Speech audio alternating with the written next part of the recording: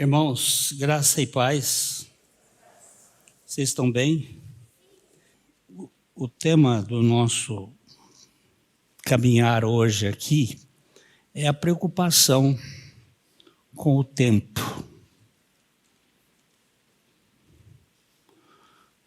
O tempo que está na frente.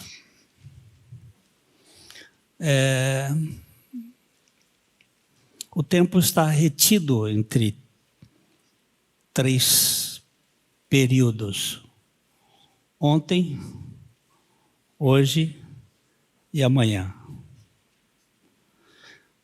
Ontem acabou, fica na memória. Hoje é o único que temos. Amanhã é uma incógnita. O tempo perguntou para o tempo: qual é o tempo que o tempo tem? O tempo respondeu para o tempo que não tem tempo para dizer para o tempo que o tempo do tempo é o tempo que o tempo tem. Isso é coisa de filósofo, que ninguém sabe quem disse, mas é bem interessante. Ó. O tempo perguntou para o tempo qual o tempo que o tempo tem.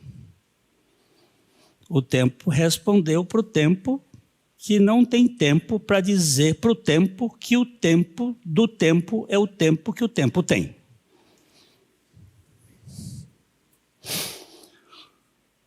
O tempo é o único bem universal. Ele é a coisa mais equânime. Está no boletim essas coisas aí, mas não precisa abrir não, se você não quiser. Ele é a coisa mais equânime, porque ele é o mesmo para todos. O tempo que o Glênio tem é o mesmo tempo que o Glênio tem.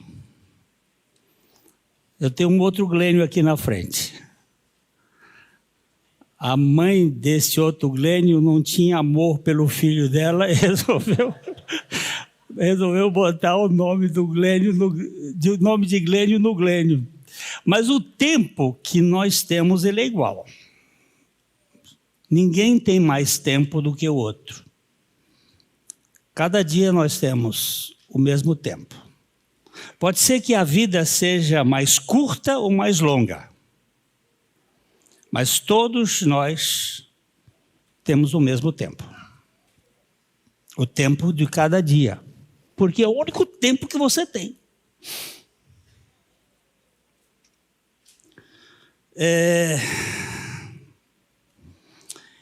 E a medida do tempo tem sofrido variações na história da humanidade.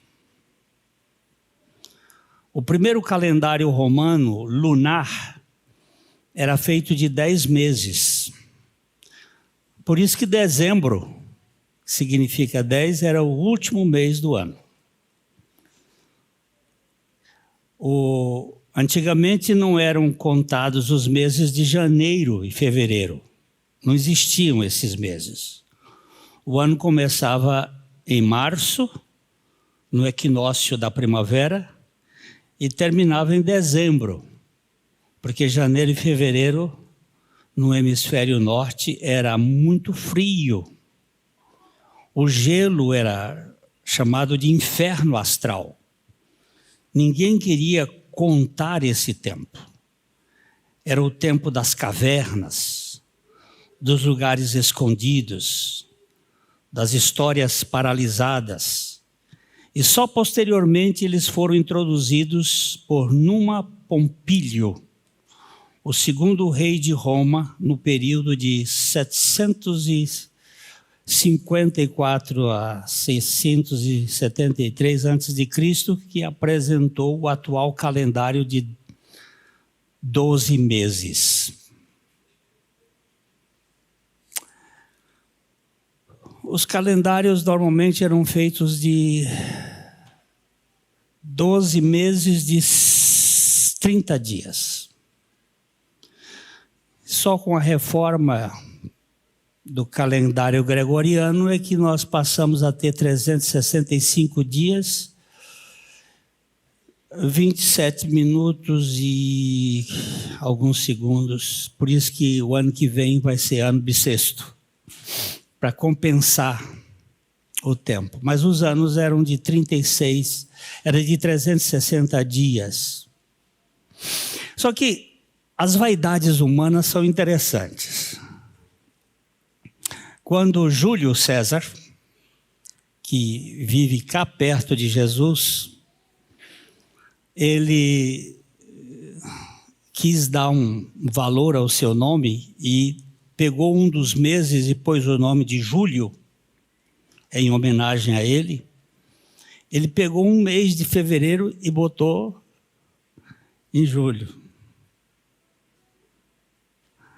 Aí depois Augusto, que é o sucessor de Júlio César, não queria ficar para trás. Aí pegou um dia de fevereiro e colocou em agosto. Agosto Augusto.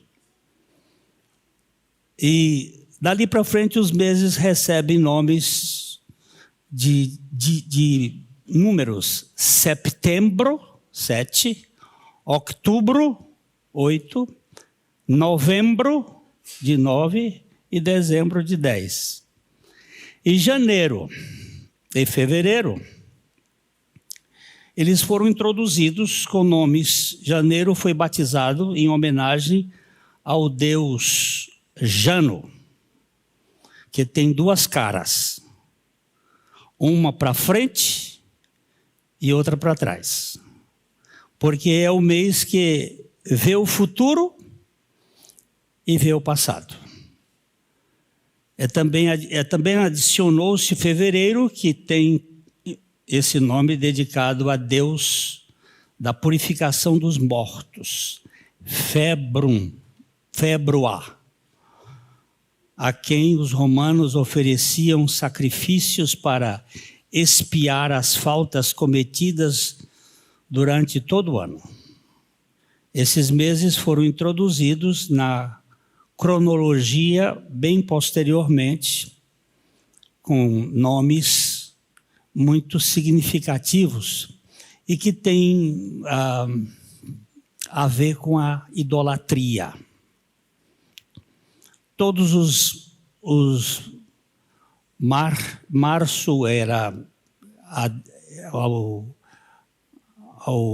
a planeta Marte, abrilis a deusa, e assim maio, junho, a Juno. Eles eram meses ligados à idolatria. O tempo sempre foi um problema muito sério para as pessoas. O tempo, entretanto, é o mesmo. Traslação, que é o movimento da Terra em redor do Sol, e rotação, que é o movimento da Terra em redor de si mesmo. Ano e dia.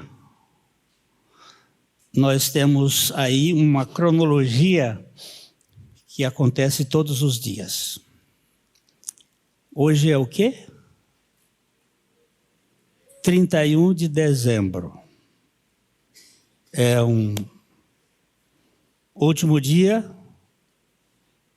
Mas isso existe? Só existe na cabeça.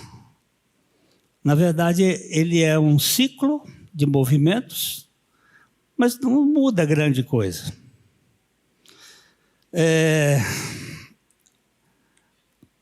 Mas sabemos que existe um tempo psicológico.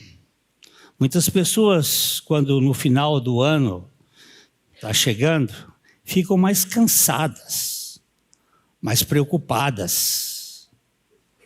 Mas também com a perspectiva de que no 1º de janeiro, depois do Réveillon, que é um momento de alegria e celebração da passagem do ano, parecem que vai ficar mais esperançosos, algo novo deve surgir. Isso é mais psicológico do que real, de fato. Mas tem uma influência no nosso psiquismo, porque nós somos muito tocados pelas realidades emocionais. Se eu digo a você uma palavra agradável, você se alegra. Se eu digo uma palavra pesada, você se entristece. Nós somos influenciados com palavras, com movimentos, com... Olha, você está linda hoje. Aí ela fica toda feliz. Às vezes não está, mas a palavra vai influenciar. As palavras têm um poder muito grande. E as festas também. Essas festas têm um poder no psiquismo. Do mesmo modo que existe o tempo. Hoje é um dia que muita gente vai usar roupa clara, não vai comer bicho que cisca para trás, vai comer aqueles que andam para frente, que peixe, porque ele navega, tem uma série de besteiras que fazem parte da cultura atoleimada do sistema do mundo. As pessoas ficam... Qual é a cor da cueca? Misericórdia. Misericórdia. Mas isso, se você reparar, vai ter... Vão para a praia jogar coisa para Iemanjá, não pode... Tem que bater 3 vezes na madeira... Olha o tanto de idiotice que o mundo acredita. É um absurdo. Agora, o povo de Deus também tem umas idiotices que vai lá, né? Umas celebrações tolas que não tem nada a ver. A nossa grande realidade, a nossa mais profunda realidade é o domingo, que é a lembrança contínua de que tem um sepulcro de boca aberta para sempre. Que Jesus Cristo ressuscitou e que faz a diferença. Às vezes muita gente, vamos comemorar Natal. Tudo bem, Natal foi um episódio muito importante que certamente não aconteceu no dia 25 de dezembro. É algo que é improvável do ponto de vista histórico e do ponto de vista do tempo mesmo. Mas tudo bem. Eu já falei isso domingo passado sobre a questão da idiotice da árvore. A gente bota a árvore de Natal, uma figura céltica, sem nenhuma razão. As guirlandas na porta para abençoar. E os tontos dos crentes entram nessa história e ficam fazendo essas porcarias todas e achando que, isso é uma maravilha. Né? Maravilha é você comer um peru assado, é bom. Comer uma farofa é bom. Mas isso é bom estar em família, é bom você ficar... E acima de tudo é bom, mas é bom mesmo, é saber que Deus se importou por você. Que Ele se encarnou para salvar você e a mim da nossa maneira tosca de ser gente, que a gente se sente ferido por qualquer bobagem. Então isso é bom saber o Natal. Mas para mim a celebração mais importante, e na nossa língua nós temos isto, porque na língua inglesa infelizmente é Sunday, dia do sol. Em outras línguas também tem as figuras mais mitológicas, e domingo não, na língua portuguesa é o dia do Senhor, é o dia da ressurreição, porque Jesus Cristo morreu e ressuscitou para ser Senhor de todos. Isso é que faz sentido, essa celebração. Agora, nós precisamos dar um pouquinho de atenção aqui. A Bíblia nos diz que precisamos ser sábios e criteriosos na aplicação do nosso tempo. Quando Jesus conversou com seus discípulos, na passagem que ficou conhecida como o Sermão da Montanha, já no final do capítulo 6 de Mateus, ele começou a tratar dos problemas ou do problema que corrói a nossa vida de uma maneira muito forte. É como se fosse traça na roupa ou cupim na madeira. Ele diz assim, vamos ler juntos Mateus capítulo 6, versículo 25. Por isso vos digo, não andeis cuidadosos quanto à vossa vida pela...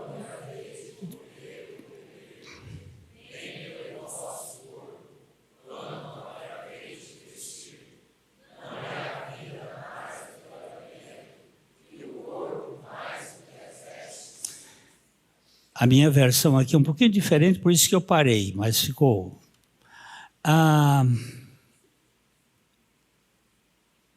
Por que você está preocupado? Por que você está com diplopia? O que aconteceu para você ficar assim? Sem dúvida, estresse. E por que a gente fica estressado? Porque é idiota. Porque tem lugar onde descansar e não descansa. Porque tem onde ficar tranquilo e não fica. Parece que tem que fazer alguma coisa. E Jesus está perguntando, não é a vida mais do que o mantimento e o corpo mais do que o vestuário? Ele levanta uma pergunta sobre a questão da ansiedade ou da preocupação, que é nossa atitude quando não temos a perspectiva do futuro. A vida sempre nos surpreende com acontecimentos que estão fora do nosso controle. E a tendência nossa é de nos preocupar. A palavra já diz, uma ocupação que vem antes. Antes de acontecer os fatos, você e eu nos tornamos ocupados com aquilo que vai ou não acontecer. Dr. Mark Miller, um médico que fez um estudo nesse campo, ele diz que cerca de 95% das nossas preocupações jamais acontecem.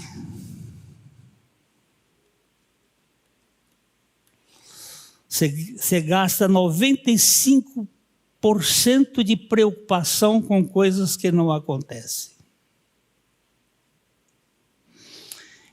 E por que a gente fica preocupado? Jesus chama seus discípulos dizendo, não andeis. Primeira questão é que ninguém pode estar isento de que a preocupação bata a nossa porta. Eu não posso proibir que um transeunte toque a minha campainha.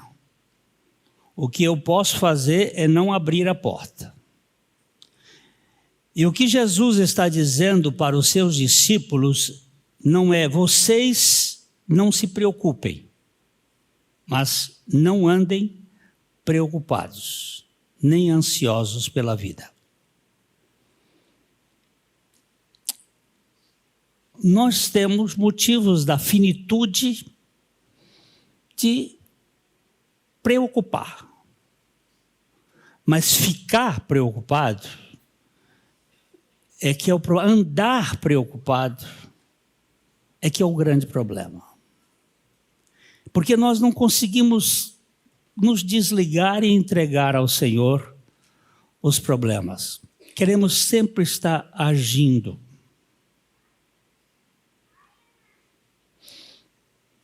O menino foi levado por uma funcionária da empresa de aviação e colocado na frente. Ele sentou, botou o cinto de segurança, a moça ajudou, e ele começou a ler alguma coisa e a pintar.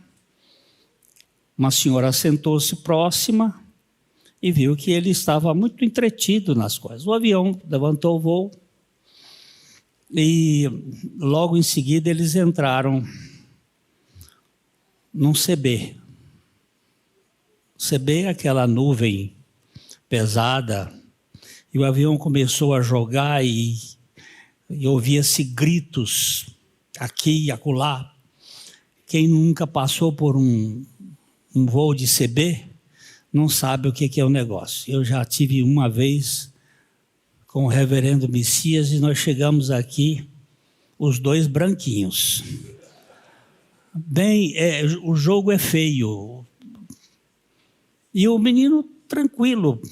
A senhora virou e disse: "Oh, meu filho, você está tão tranquilo?" Você não está com medo? Ele disse: "Não." Por quê?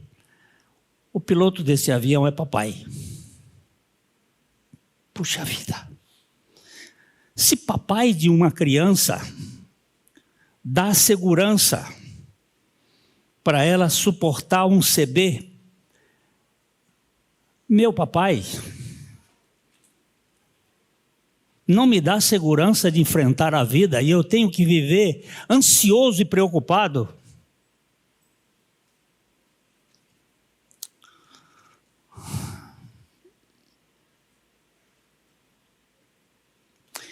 Ele fala sobre coisas de comer e beber,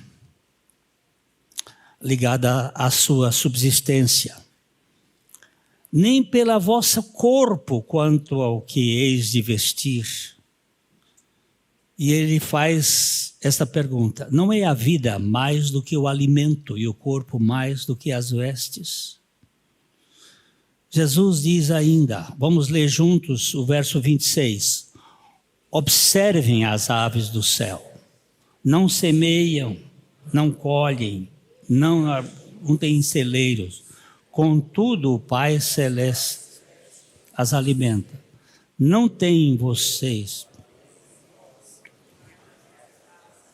Eu vou ler na outra versão agora, porque eu estou lendo numa versão um pouquinho diferente aqui. Olha aqui que ele diz. Você está preocupado? Vai ver passarinho. Você está ansioso? Vai ver planta. Isso foi tido como idiotice. Hoje estão pesquisas de estudos estão mostrando que é o anti-estresse mais poderoso. Quando você começa a ficar vendo passarinho. Contabilizando o movimento deles, não tem conta bancária, não tem paiol. Passarinho canta quantas vezes no dia? Deixa eu ver se vocês sabem. Quantas vezes o passarinho canta no dia?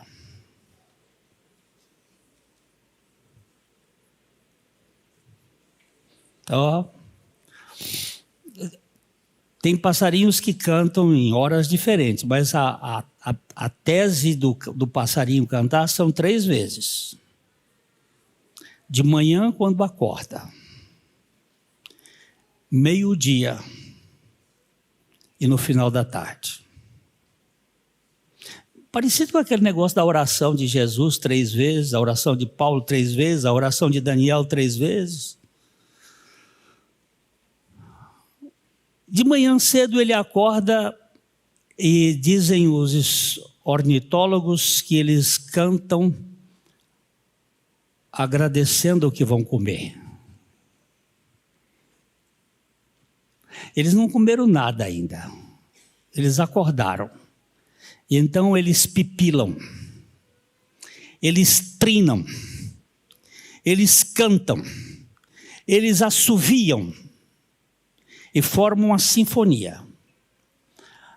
Ao meio-dia, quando o sol da terra está em plena abundância, em sua plenitude, o dia quente, eles se põem num topo de uma árvore e começam a agradecer o que eles já comeram.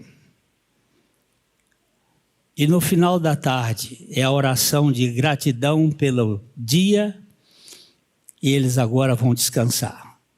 Depois que o sol se põe, os passarinhos, chamados realmente passarinhos, eles não cantam mais, eles vão dormir.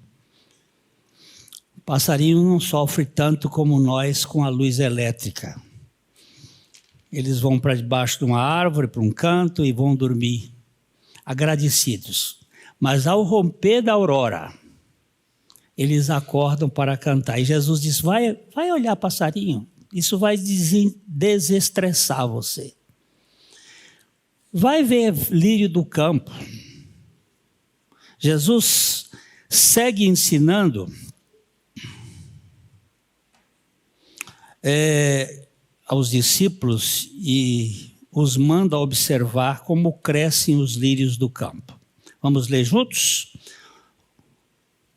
Mateus, um momentinho só. 28 e 29. Por que andais ansiosos quanto ao vestuário? Hein? Faltou 27? Então vamos ao 27. Qual de vós, por ansioso que esteja, pode acrescentar um côvado à sua vida? Pode acrescentar, na minha versão do boletim, diz assim, pode acrescentar uma hora que seja a sua vida. Qual de vocês, por mais ansioso, pode aumentar um tempo? Quem é de nós que tem a capacidade de aumentar a nossa existência? É verdade que hoje, com muitos recursos da medicina, médicos, medicamentos e através de exercícios de boa alimentação, nós podemos ter uma vida mais longa. Mas a questão que Jesus está levantando aqui é, você tem o poder de acrescentar à sua existência se a morte chegar 1 minuto sequer? Eu estou vivo hoje graças à medicina. Com 9 anos de idade eu tive uma apendicite lá no sul do Piauí e não tinha recursos. Eu fiquei surdo com uma surdez cocleolar em consequência de streptomicina, para me manterem vivo. Eu desci em Teresina, no Piauí, em 1954, do aeroporto direto para o hospital e fui operado com anestesia de clorofórmio. Presta, doutor. A máscara de clorofórmio e diretamente o médico me cortou e tirou o apêndice que estava supurando. Por poucas horas eu tinha ido e vocês ficariam livres de mim. Mas Deus queria ainda aqui. E agora mesmo, há pouco tempo atrás, a Covid me fez uma visita e ia me levar. E foi também o remédio. Mas o que Jesus quer dizer aqui é que nós não podemos acrescentar uma hora, 1 minuto sequer quando ela chega e diz. Lá nos Estados Unidos, na cidade de Austin, no Texas, tinha uma senhora que era viúva do dono da Winchester. Quando ela morreu, eu estive passeando lá perto, quando ela morreu, eles levaram mais de, eu não sei se eu vou exagerar, mas mais de 150 caminhões de entulho da casa dela. Porque um guru havia dito para ela que enquanto ela estivesse construindo a morte não iria alcançar a vida dela. A casa dela tinha mais de 150 mil janelas e 3 mil portas. E tinha porta em que não dava em lugar nenhum, que era para enganar a morte. Mas ela morreu. E aí a família teve que desmanchar aquele mausoléu da incredulidade. Não tem jeito você acrescentar. Felizmente, que para nós ela perdeu a força. Porque Paulo pega a bandeira branca e diz assim: onde está, ó morte, a tua vitória? Onde está o inferno, teu aguilhão? Graças a Deus por Jesus Cristo. Então, eu não vou morrer nem que vocês queiram. Como você não vai morrer, não? No dia que puserem no caixão, eu estarei dormindo e vou acordar no toque da última trombeta. Quando a trombeta ressoar, os corpos daqueles que dormiram em Cristo ressuscitarão primeiro e nós estaremos para sempre com o Senhor. Não tem conversa. Não se preocupe com a hora da sua vida, não fique ansioso. Jesus segue ensinando aos discípulos e os manda observar como crescem os lírios do campo. Então agora nós vamos ler os versos 28 e 29. E por que andais ansiosos quanto ao vestuário? Considerai como crescem os lírios do campo. Eles não trabalham, nem fiam. Eu, contudo, vos afirmo que nem Salomão, em toda a sua glória, se vestiu como qualquer deles. A rainha de Sabá viajou de longe para ver a fama de Salomão, para ver a sabedoria de Salomão, para ver a glória de Salomão. Pensa num cara que se vestia bem. As roupas de Salomão eram fora de série. A carruagem dele era toda de ouro. As éguas que cuidavam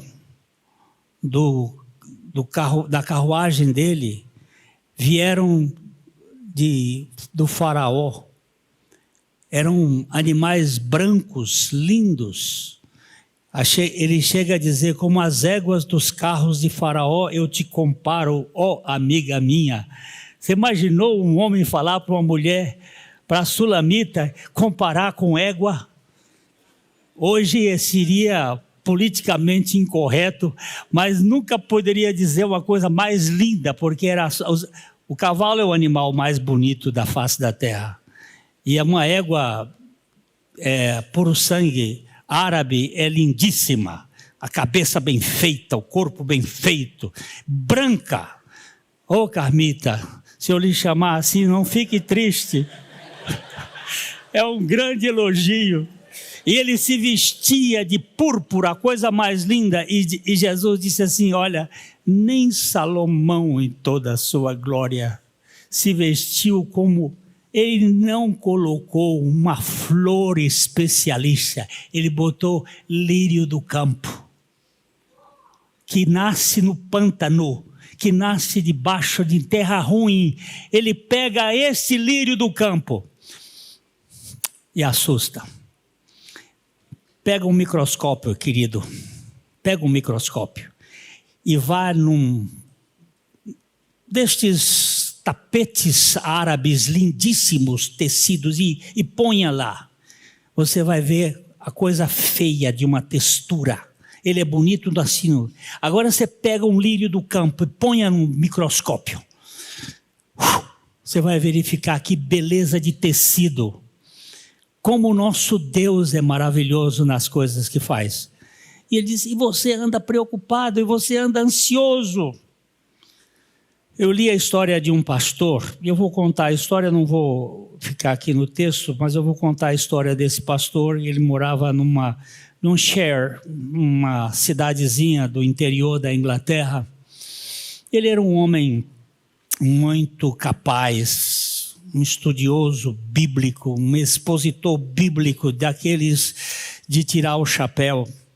Ele conhecia grego e hebraico e latim, um homem que tinha uma formação, uma cultura maravilhosa. E ele foi pastorear uma igreja, o que a gente chamaria assim, aqui por perto, uma cidadezinha bem pequenininha,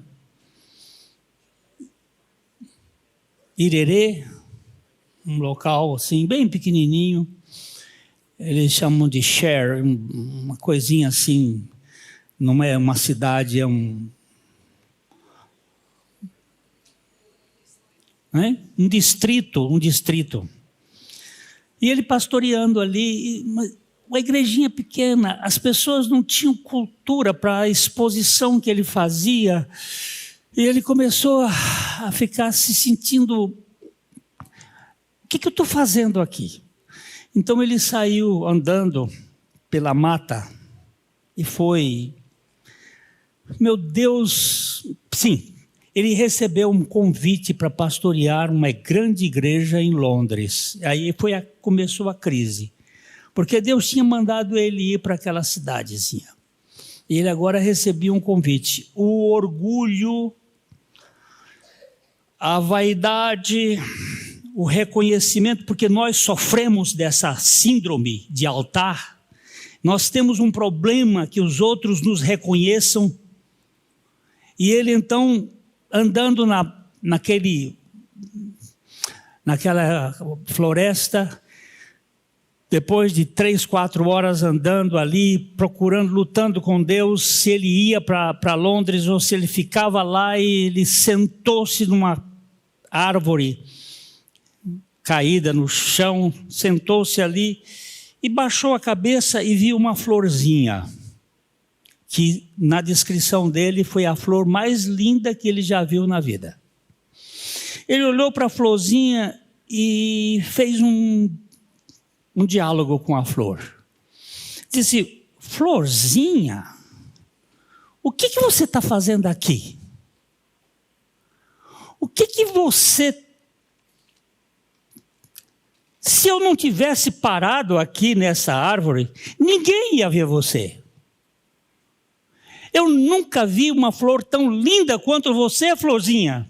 Você devia estar lá no palácio de Buckingham, para que a rainha Vitória visse você e todas as pessoas que pudessem passar ali, pudessem apreciar você.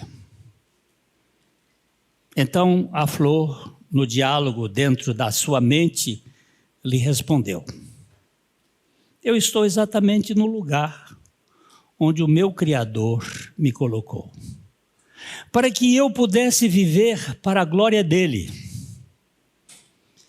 E o fato de você ter parado aqui e me visto, não acrescenta em nada à minha existência, porque eu não existo para dar satisfação às pessoas. Existo para o meu Criador, que me fez para a glória da sua própria pessoa. Lógico que o diálogo não foi a flor que falou, foi ele mesmo que falou, mas ele percebeu. E você está no lugar onde Deus quer que você esteja. Não ambicione coisas altivas. Não busque ser reconhecido.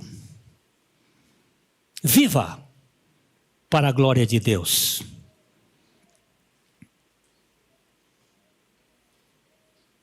Ainda que aquela florzinha nada tenha dito, o coração daquele pastor descansou na preocupação que ele era o tal. É necessário viver na dependência da glória de Deus. E aquele pastor viveu mais 30 anos naquela igrejinha. E ali ele fez um ministério que fez a diferença para a sua região.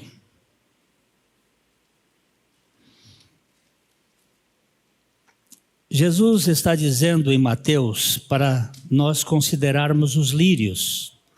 A palavra consideração e sideral vem da mesma palavra latina sidus, que significa astro, estrela. A imensidão do céu, do universo. Considere todos os aspectos da grandeza, mas considere também o detalhe de uma florzinha.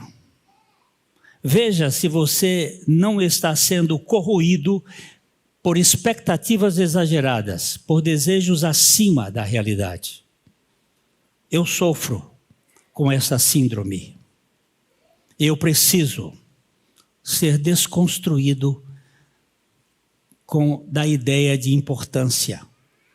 Eu preciso saber que meu papel é aquilo que Deus designou para que eu viva. Jesus disse que Salomão, em toda a sua glória, não se vestiu como qualquer daquelas flores. Vamos ler os versos 30 e 32. Eu não sei se... eu estou tentando ler agora aqui na Ara. Está na Ara? Então vamos lá. Ora, se Deus veste assim a erva do campo, que hoje existe, amanhã é lançada no forno, quanto mais vós, outros, homens de pequena fé. Portanto, não vos inquieteis dizendo, que comeremos, que beberemos, ou com que nos vestiremos? Porque os gentios é que procuram estas coisas, pois vosso Pai Celeste sabe que necessitais de todas elas. Irmãos, espera aí. O senhor sabe que eu preciso dessas coisas? E por que o senhor não está me dando? O que eu não dou? Quais são as coisas que ele disse que ia dar? Qual foi as coisas que ele disse que ia dar? Comida, bebida e abrigo.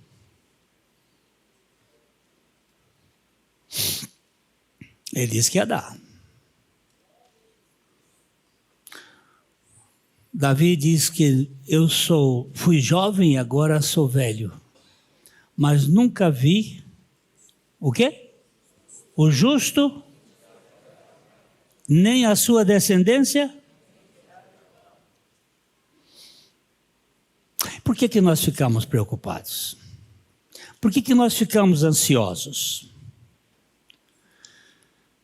Jesus vai colocar o foco em buscar o governo, o reino, a direção de Deus. Vamos ler os versículos 33 e 34 de Mateus.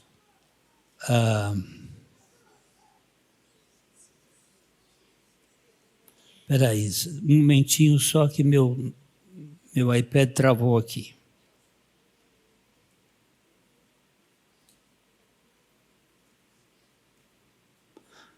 Então leiam vocês aí, travou.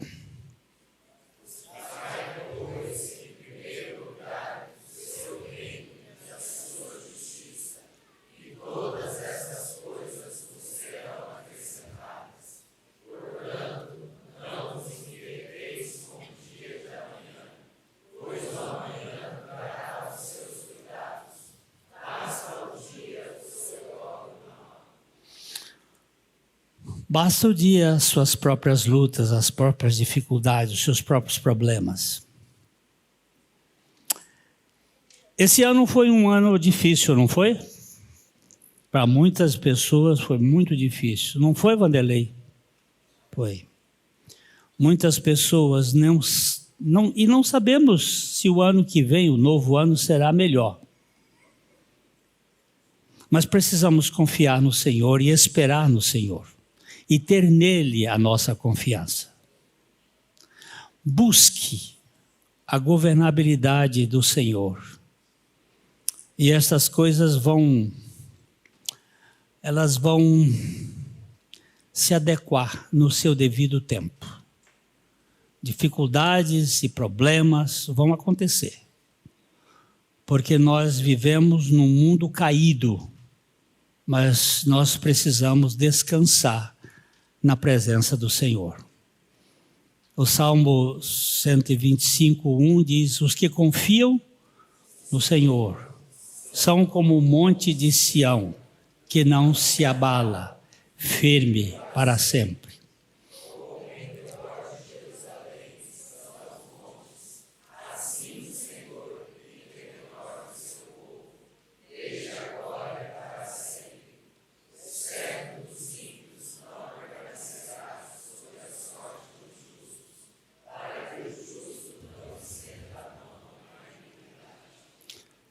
Você sabe que os salmos do 120 ao 134, eles são chamados de salmos dos degraus. E o 125 é o quinto salmo dos degraus. E esse é um salmo que está dizendo que é a graça que sustenta você no meio das lutas, das dificuldades. Eu quero terminar aqui com conta e tempo. É um poema do Frei Francisco das Chagas, que viveu em 1631 até 1682, que diz o seguinte: Deus pede estrita conta do meu tempo. E eu vou, do meu tempo, dar-lhe conta. Mas como dar sem tempo tanta conta? Eu que gastei sem conta tanto tempo? Para dar minha conta feita a tempo, o tempo me foi dado e não fiz conta. Não quis, sobrando tempo, fazer conta. Hoje quero acertar conta e não há tempo. Ó vós que tendes tempo sem ter conta, não gasteis vosso tempo em passatempo. Cuidai, enquanto é tempo, em vossa conta. Pois aquele que sem conta gasta um tempo, quando o tempo chegar de prestar conta, chorarão, como eu, de não ter tempo. E agora? Você tem só o dia de hoje. Mas se Deus quiser lhe dar mais 2 anos, 5 anos, 10 anos, eu faço conta até 120.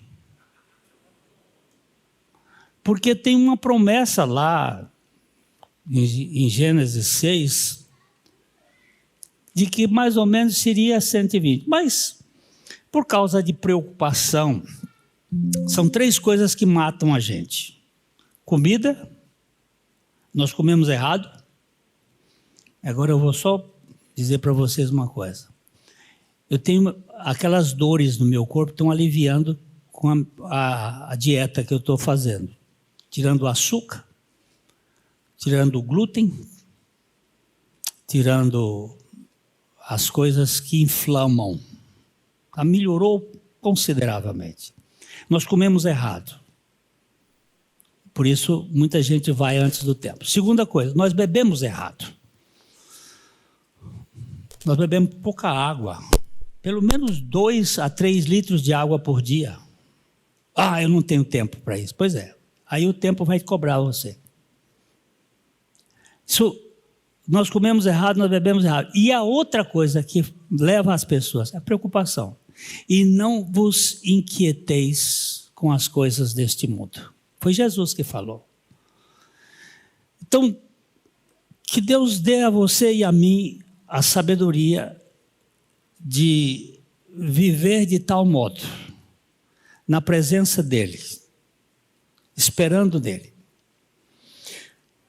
Ninguém vai acrescentar nenhum valor à sua vida que Deus já não tenha lhe dado. Não fique vivendo para dar aparência às pessoas. Viva para a glória de Deus. Viva com a maior simplicidade das pombas e com a maior prudência das serpentes. Só mais uma coisinha aqui. Se tiver prosperidade na sua vida, não conte para ninguém.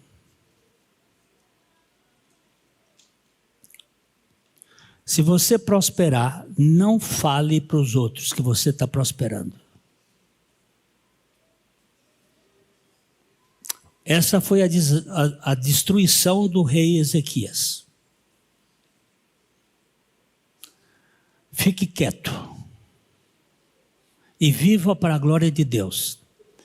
E use aquilo que Deus lhe tem dado para abençoar pessoas, para a obra do reino de Deus. Não seja mesquinho no investimento do reino de Deus. E eu termino contando só uma historinha que eu mostrei para o irmão Júlio ontem, de uma senhora que aos 82 anos creu no Senhor Jesus Cristo. Ela hoje está com 86.